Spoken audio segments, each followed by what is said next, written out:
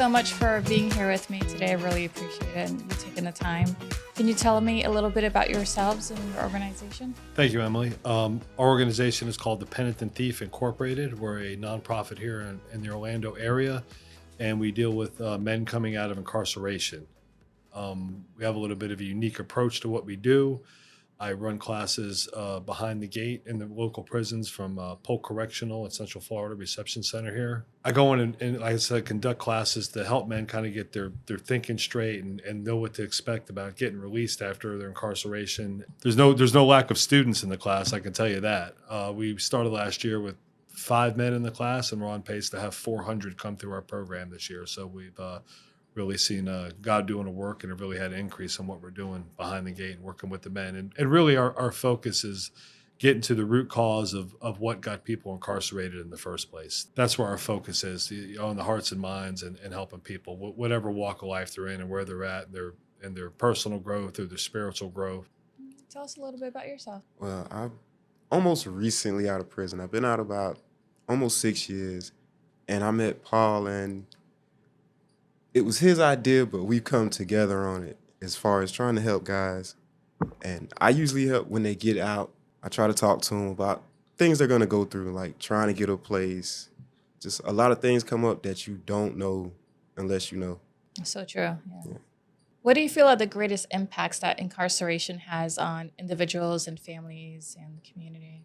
Being incarcerated has a rippling effect, not just through the individual's life and their family, but also in the general population as well.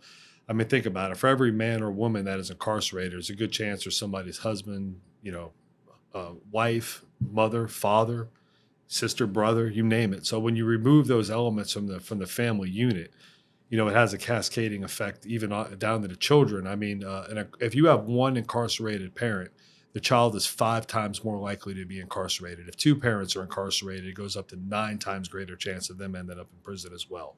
So it really does compound problems and adds to different things within the community that affect everybody. So I like to look at it as helping people get their lives together coming out of incarceration. Not only helping that individual, but you're helping the community as a whole. I mean, there's no doubt about it that this affects everybody involved in the circle.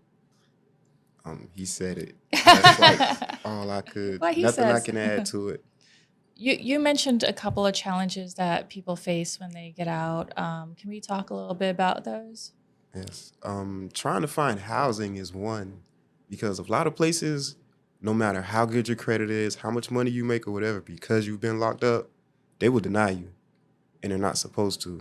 If you happen to look into it, tell them you want to look into it, you'll get a notice about 3 days later. Oh, never mind. You can come get the place. This is what happened with me. It's how I know. So I try to give guys that information. Other things. Transportation would be a big one. Yeah, transportation. There's a lot of hurdles with transportation for men when they get out, because the public transportation services it's not often. The buses don't run a lot, and they don't run to a lot of areas where you need to get to. Like, we have a lot of men now that have jobs that they need to be at work at 6 a.m. on a construction site on the outskirts of Orlando, and there's no public transportation that gets them there. So we've stepped in and filled in the gap to help these men get to work, and that's part of our ministry and part of what we do. But I think the big 3 of everyone getting out is the transportation aspect, the housing aspect, as Charles was highlighting, with all the obstacles involved with that. And we do help with transitional housing. That is something that we do and provide for our clients coming out of incarceration. The other big one is, you need to have food when you get out. I mean, a lot of people apply for benefits. It might be 30 days for someone to get something as far as getting their SNAP card or whatever in place. So, I mean, you have to be able to fill a gap for them coming out like that. There's mental health issues that people need to deal with. That was something I had to deal with. I came out of incarceration myself in 2010. I did almost 20 years in prison. So me coming out, I had a lot of hurdles and a lot of things that I needed to do to enter back into society. And it wasn't like prior to me being incarcerated, I was an upstanding, amazing member of the community. I was a disaster. I was a drug addict. I was a criminal. And, there's a lot of guys in prison that Chuck will testify that, are innocent. But I'm going to tell you, I was not one of them. I deserved to go to prison when I went.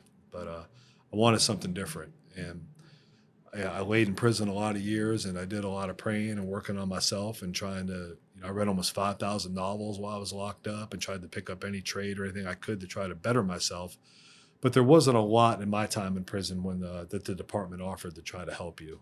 There's a lot more these days in certain institutions. I feel like the Department of Corrections in Florida really is making an effort as a whole to try to correct some of these problems, but you'll never get to where you're at. It's just part of part of the nature of the beast of dealing with incarceration.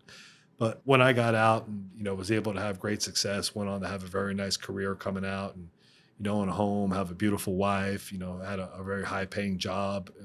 I've been clean from drugs and alcohol for almost 30 years. I decided last year when I formed this organization to go back and let the men behind the gate know what I did and what my walk was, and people like Charles and what all we've done to stay out of incarceration and what obstacles they're going to face and how to deal with them. Even from getting your ID when you get out, which is a big deal, to getting a bank account. I mean, I always equate it to this with individuals. If I was to take you and drop you off at a maximum security prison on your own right now, how would you think you would fare? Not so good, right? But if you got to that prison and you had a few people there to get around you and say, "Hey, we're going to help out. We're going to help you out, Miss Bonilla. Let's give you a hand here to try to learn how to navigate prison." You'd have a chance to make it and survive. Well, that's kind of like where we fit in. As the people are coming out, remember, people coming out of incarceration, most of them have a background like I did, where we didn't know anything about the real world. So there's a lot of lifting, there's a lot of retraining, there's a lot that goes into a renewing of a person when they get out and giving them time to assimilate and figure out the ropes and figure out how the real world operates. So that's where our organization fits in. We fill in the gap for people in that situation. What wraparound services do you provide? We help with picking guys up when they get out. We help them with clothing upon release. And we always make it a point to get men new clothing when they get out, because I think that's important. I'm saying men, but we do sponsor women a lot too, but we don't work with them directly yet as an organization. We are going to get there, but we help them we help everyone with bicycles. We have a bicycle ministry, so we're always accepting donations for those, which is, we fix them up and get them for people. And then after they're out, we have a really great community partner here in Central Florida called Operation New Hope. And we send people through their classes for a few weeks when they get out. And then they're qualified to help with rental assistance. And we have some transitional housing partners we work with. So when a guy gets out, they have a roof over their head. They have some skills training to learn to get caught up on how society's working. We have some really great employment partners, all the way from Boyd Land Development to PDQ to the Hideaway Bar over there by Lake Ivanhoe. We have just a lot of great people that have stepped in to help us. We also partner with the Jobs Partnership Organization here in Central Florida, which is close friends of ours, and they accept our men through their program as long as they meet the criterias. And that's really great. Community networking. Catholic Charities has been amazing to us with helping with food assistance for guys who are just coming out of incarceration. And as far as we have a small transportation company we run now to help people get to and from work. But as I said, mostly what we do is we invest in people directly. I'm about people's hearts and minds. There's a lot of other people that provide service and do things in the community, and we utilize what they have. And we do some stuff in-house. I'm not saying we don't do. We're very hands-on, though. And I kind of look at us as kind of working with the Ivy League people coming out of prison, for lack of a better word. If you want something different and you're willing to work for it, we will back you up 100%. But I always tell the guys, if you don't care, I don't care. I'm not going to waste my time if you're not involved. But luckily, that hasn't been the case. Everyone's got out, and we have close to 50 men that have gotten out so far. And with the national recidivism rate in the country of 76.6% of people being rearrested within 5 years, we have a 100% success rate. All our men are out, and I would have had more men here today for this interview, but they're all at work, which is a good thing. Mm-hmm. My wraparound, I try to help them out, give them somebody to talk to that's been in that situation, because it's hard to talk to anybody that hasn't been what you've been through. So in that, I try to spend time with them. When they need somebody to talk to, you can call me. If it's 12 o'clock at night, you can call. Like, I know exactly how it feels. That's what I try to do. I try to go get something sometimes. Let's go do something. Let's go hang out. It helps a lot. How can the community support the efforts? As Charles was saying, so part of our concept here is as people are coming out of incarceration, God bless our community partners and the quote unquote, we like to call them the regular people that step in to help. But then there's all of us who have done time and know the ropes, and we understand, we know the struggle. So part of our program is as people are getting out, we all take the time to invest in the brothers coming behind us. That's like the main requirement of our program is paying it forward to the people coming behind you. So that's what we do. That's what I met Charles years ago. I was doing this on my own time, on my own dime. Then we went official with it last year.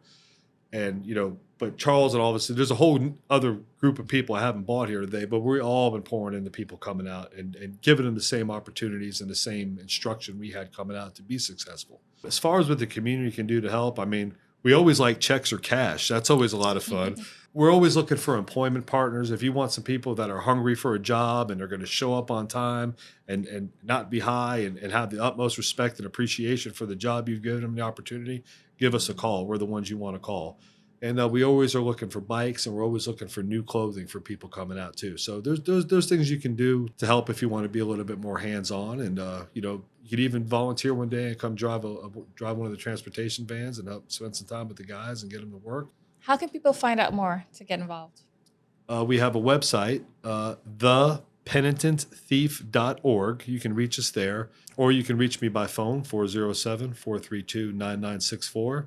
And Charles will give you his phone number too. You can call him too. Like you said, you call him at midnight. Yeah. You go ahead and call him too. Yeah. My phone number is 305-397-7386. Well, thank you so much for being here and for all the work that you do. It really is very important to make sure that everyone in our community has a second chance and has a chance to be successful. Amen. Thank you very much for the opportunity to come and tell people in the community what we're doing with our organization. Thank you. Thank you. Thank you.